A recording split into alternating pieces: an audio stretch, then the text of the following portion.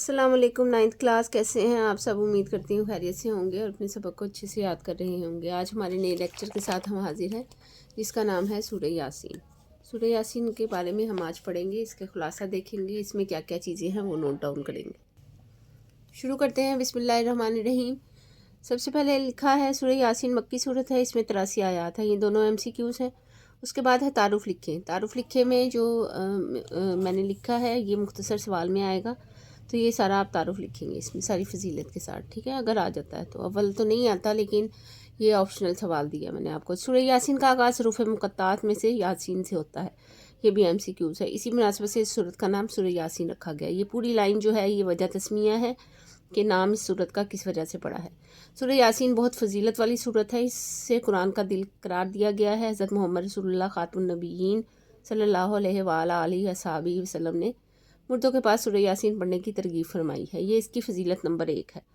دوسری میں ہے ایک روایت کے مطابق جو شخص اللہ تعالیٰ کی رضا کے لیے سورہ یاسین پڑھتا ہے اس کے سابقہ گناہ بخش دیے جاتے ہیں، یہ فضیلت نمبر 2 ہے۔ اگر آپ سے اس کی فضیلت کے بارے میں پوچھا جائے تو ان میں سے کوئی بھی ایک لکھ سکتے ہیں یا تینوں بھی لکھ سکتے ہیں۔ ایک روایت کے مطابق ہر چیز کا دل ایک ہوتا ہے، ایک دل ہوتا ہے، اور قرآن مجید کا دل سورہ یاسین ہے۔ جس نے سورہ یاسین کو پڑھا اللہ تعالیٰ نے اسے 10 مرتبہ تک قرآن مجید پڑھنے کا اجر عطا فرمائے گا۔ جامع ترمذی میں 2887 پہ یہ حدیث ہے۔ سورہ یاسین کا خلاصہ جامع اور بلیغ انداز میں توحید اور رسالت اور آخرت کے بیان کے حساب سے لیا گیا ہے۔ سورہ یاسین کا کچھ خلاصہ میں ہمیشہ کی طرح آپ کو بتاتی ہوں، اور یہاں پہ بھی آپ کو تھوڑا سا بتا دیا جاتا ہے۔ اب یہاں پہ جو خلاصہ ہے وہ یہ ہے کہ اس کا جو نام رکھا گیا ہے وہ حروف مقطعات سے رکھا گیا ہے، پہلی چیز تو یہ ہے۔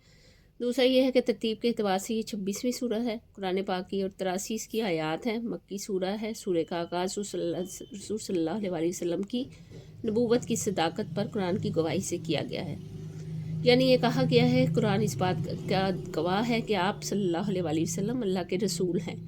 عام طور پر جو ہے وہ نبیوں کو اپنی نبوت کے دعوے کے لیے یا اپنی نبوت کے دعوے کے ثبوت کے لیے مختلف قسم کے معجزات دیے جاتے رہے ہیں، تاریخ اس بات کی گواہ ہے۔ ان میں سے کئی انبیاء کے معجزات کا ذکر قرآن حکیم میں بھی آیا ہے، لیکن تمام معجزات وقتی تھے اور عوامی نوعیت کے تھے، جو انبیاء کے ظاہر کرنے پر ظاہر ہوتے تھے، اور ان کے بعد صرف ان کا تذکرہ ہی رہ گیا۔ اس کے بعد رسول صلی اللہ علیہ وسلم کے اس نوعیت کے معجزات بھی ملتے رہے، جن میں سے چند کا تو قرآن میں ذکر کیا گیا ہے، لیکن آپ صلی اللہ علیہ وسلم کے لیے سب سے بڑا معجزہ جو ہے اور رہے گا، جسے کبھی زوال نہیں ہے، وہ قرآن مجید ہے۔ یہ قرآن ہے جس نے عرب کے گمراہوں کو انسانیت کا رہنما بنا دیا۔ حضرت عمر رضی اللہ تعالیٰ عنہ کے بارے میں آپ جانتے ہیں، یہ ایک ہلکی سی مثال میں نے آپ کو دی ہے کہ وہ اسلام کے سب سے بڑے دشمن تھے، لیکن بعد میں اسلام کے سب سے بڑے رہنما بن گئے۔ وہ لوگ جن کے پاس ماضی میں دیر تک کوئی ہدایت نہیں آتی تھی، ساری دنیا کے لیے رہنما بن گئے۔ قرآن کی برکتیں صرف دینی طور پہ نہیں بلکہ ریاست، سیاست، معیشت، معاشرت، اخلاق، علوم اور عادات اور علم و ہنر، سپاہ گری، قرض کی زندگی کے کوئی شعبہ ایسا نہیں ہے جس میں امت مسلمہ نے تقریباً 1000 سال تک کا اس میں کردار ادا نہ کیا ہو، اور اس کے پیچھے قوت محرکہ جو ہے وہ قرآن حکیم تھا، جو رسول اکرم صلی اللہ علیہ وسلم کی زندہ اور تابندہ معجزہ ہے۔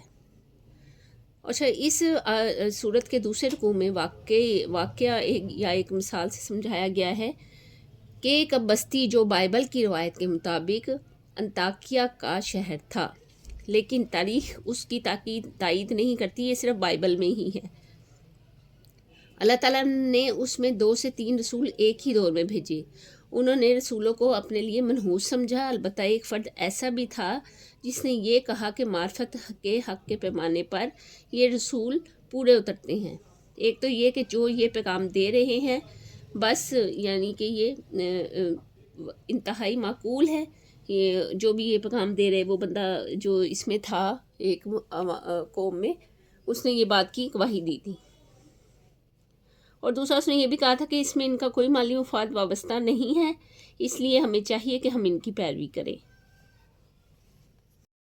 دل شخص کو شاید شہید کر دیا گیا کہ اسے کہا گیا کہ جنت میں داخل ہو جاؤ۔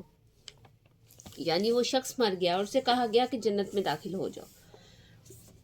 उस बरज़खी की ज़िंदगी में, यानी मरने के बाद जो रूहें जहाँ रहती हैं उसे आलम बरज़ख कहते हैं ना, उसकी ज़िंदगी में ये ख्वाहिश थी कि काश मेरी ये कौम इस एहसास से वाकिफ़ हो जाए कि जिससे अल्लाह ने मुझे नवाजा है। इससे हमें मालूम होता है कि मरने के बाद भी लोग अपनी अरवाह के तवस्सुत से ज़िंदा रहते हैं, इस आलम बरज़ख में कलाम करते हैं और सुनते भी हैं, जज्बात और एहसासात भी रखते हैं, खुशी और गमी भी रहती है और दुनिया के साथ उनकी दिलचस्पियाँ भी बाकी रहती हैं। ये आयत हयात बरज़ख की वाज़िया दलील है। अगली आयत में ज़मीन, यानी इसके अंदर जो आयत हैं, दूसरे रुकू के बाद की जो आयत हैं उसमें ज़मीन की रवेदगी को और इस ज़मीन की रवेदगी को तौहीद खुदाबंदी और वजूद बारी ताला के तौर पर पेश किया गया है कि इंसान को अपनी ज़िंदगी बर्दाश्त करने के लिए शब और रोज़ खुराक और ग़ज़ा की ज़रूरत होती है। ऐसे ही है ना।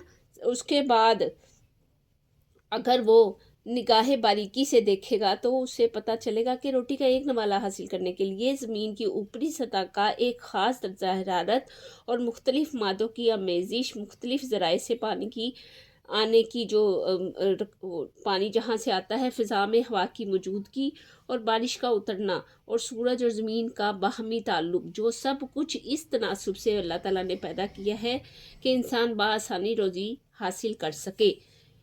इसके अलावा अजराम फ़ल्की की तरफ मुतवज्जा करते हुए आयत में ये बताया है कि अल्लाह ताला ने अपनी कुदरत की निशानियाँ बयान की हैं और अल्लाह ताला ने फरमाया है कि सब एक एक फ़लक में तैर रहे हैं। आयत का मतलब ये है कि सूरज, चाँद, सितारे जो हैं वो सब अजराम फ़ल्की मुतहर्रिक हैं। अफलाक जो हैं तारों में गर्दिश करते हैं, ऐसा नहीं है, बल्कि तारे अफलाक में गर्दिश कर रहे हैं। अफलाक में जो है तारों की गर्दिश इस तरह हो रही है जैसे किसी सयाल शय में, यानी कोई बहती हुई चीज़ में कोई चीज़ तैर रही है। यानी जैसे पानी होता है, इसे सयाल ऐसी चीज़ को कहते हैं, माया चीज़ को सयाल कहते हैं। जो जो इंसानी इल्म में इजाफ़ा होता रहा वैसे वैसे ही अल्लाह ताला की मौजज़ात सामने आते रहे, उसकी निशानियाँ सामने आती रहीं और आ रही हैं। इस कायनात की वुसअत का अंदाज़ा करके इंसानी सोच आजिज़ आ जाती है और खालिक और मुदब्बिर का तसव्वुर कर सके, इस बात पे इंसानी सोच नहीं आ सकती, बल्कि आजिज़ी और बेबसी का इतराफ़ ही बंदगी है। इसके बाद आखिरत का अहवाल का जिक्र किया गया है, उसकी तारीख़ नहीं बताई, यानी क़यामत की तारीख़ नहीं बताई, बल्कि ये बताया है कि वो आएगी, ठीक है, और तमाम बनीनो इंसान अपनी कब्र से उठ खड़े होंगे तो पुकारेंगे कि ये वही चीज़ है, यानी ये बनीनो इंसान कहेंगे कि ये वही चीज़ है जिसका रहमान ने वादा किया था और रसूलों ने भी इसके बारे में सच कहा था। उस वक़्त मुकम्मल अदल होगा और मुजरिमों को अलग कर दिया जाएगा। सब के इनकार, ठीक है, तब किसी को इनकार की मजाल नहीं होगी और हाथ पांव सब जिस्म के अज्जा गवाही देंगे कि उन्हें किन गुनाहों के लिए इस्तेमाल किया गया। मौत का मजाक उड़ाने के लिए मक्का के एक जो मुशरिक था उसने कब्रिस्तान से एक बोसीदा लकड़ी हड्डी ली, यानी ये हुज़ूर सल्लल्लाहु अलैहि वसल्लम के वक्त की बात है, और रसूल सल्लल्लाहु अलैहि वसल्लम के सामने उसे लाकर रेज़ा रेज़ा करके हवा में उड़ा दिया और कहा, इस बोसीदा हड्डियों को कौन ज़िंदा कर सकता है।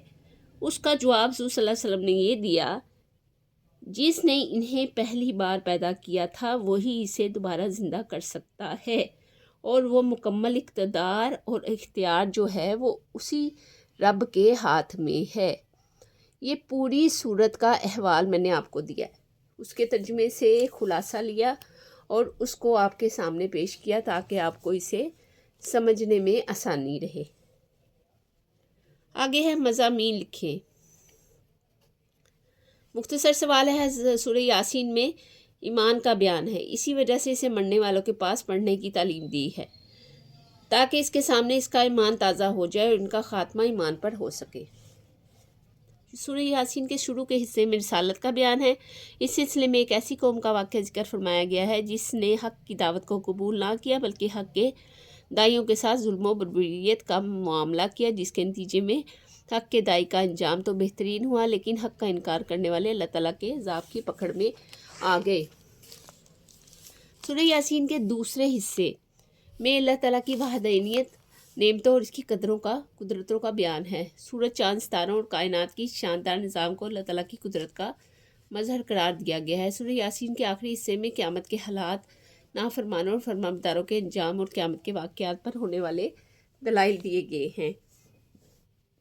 इल्मी और अमली नुकात है आगे। अल्लाह ताला ने कुरान मजीद में हज़रत मोहम्मद खातमुन नबीय्यीन सल्लल्लाहु अलैहि वसल्लम पर इसलिए नाजिल किया ताकि आप खातमुन नबीय्यीन सल्लल्लाहु अलैहि वसल्लम गफलत में पड़े लोगों को खबरदार कर सकें। कुरान मजीद से वही लोग फ़ायदा उठा सकते हैं जो नसीहत पर अमल करें और अल्लाह ताला से डरने वाले होते हैं।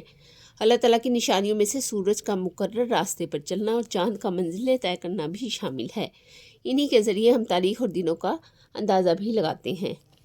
आखिरत में कामयाब होने वाले जन्नत की घनी छाँव में तख्तों पर आराम करेंगे और इन्हें अल्लाह की तरफ से सलाम कहा जाएगा।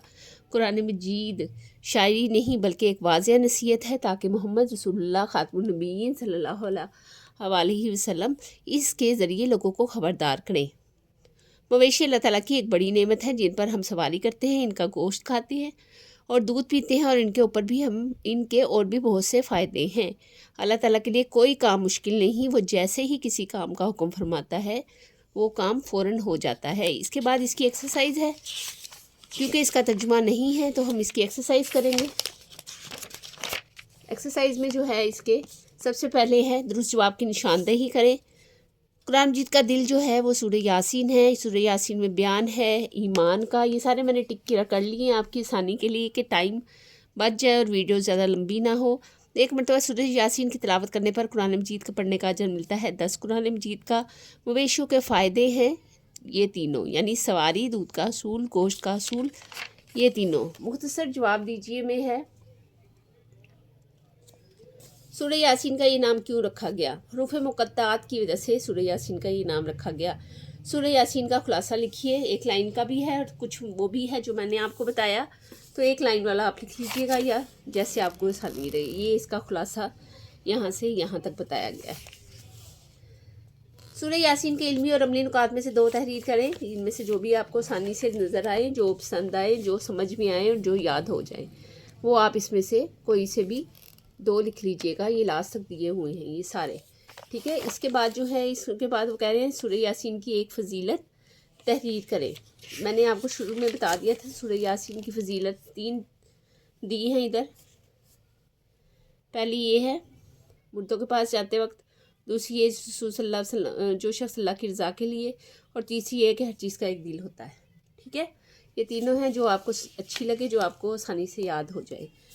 सूरह यासीन पर एक मज़मून लिखिए, ये आपने सारा ऐड कर देना है, ठीक है, शुरू से लेके एंड तक जो भी आपको समझ में नज़र आ रहा है, यहाँ से लेकर, ठीक है, यहाँ तक आपने ये सारा ऐड कर देना है, ठीक है, ताकि आपको ये अच्छे से समझ आ जाए। इसके अलावा उस खुलासे में से भी ज़रूर पॉइंट्स ले लीजिएगा जो मैंने आपको बताए हैं, वो भी एक अच्छा सा मज़मून आपका रेडी हो जाएगा। मैं इसके अलावा एक और आपको ऑप्शन देती हूँ कि मैं डिस्क्रिप्शन में इसके लिए एक मज़मून डाल दूँगी, वहाँ से आप सारा नोट डाउन करके अपनी तैयारी कर सकते हैं। तो आज का लेक्चर यहाँ तक ही। उम्मीद करती हूँ कि आज का जो लेक्चर है आपको समझ आया होगा और आपके लिए मालूमाती हुआ होगा। तो अगर आपको ये समझ में आया है और अच्छा लगा है, आसानी हुई है आपके लिए, तो लाइक करें और सब्सक्राइब करें और बेल आइकन को प्रेस कर दें ताकि हर नई आने वाली वीडियो से आप बाखबर रह सकें। अपना बहुत सारा ख्याल रखें। नेक्स्ट वीडियो में मिलते हैं नए लेक्चर के साथ, नई सूरत के साथ, नए खुलासे के साथ। तब तक के लिए अल्लाह हाफिज़।